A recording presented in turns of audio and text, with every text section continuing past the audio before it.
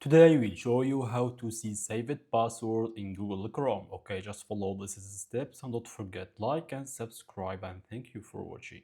First, open your Google Chrome. Okay, this is our Gmail and we will be now to see all our passwords saved. Okay, just go here to 3 points in the right and click, and we have now two method. Okay, if you can go click like password and auto file and go to Google Password Manager. Okay, and like this here we will be see all password here from you. Okay, this is from GitHub because I have only one saved password. Just click like this is our username and this is our password.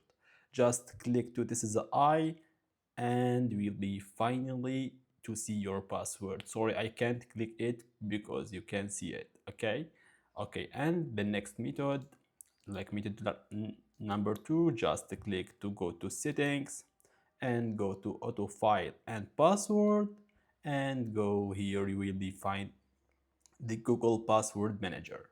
Okay, and will be find here just this the first, it's the best, just only this is 2 minutes. Okay, don't forget like and subscribe, and thank you for watching.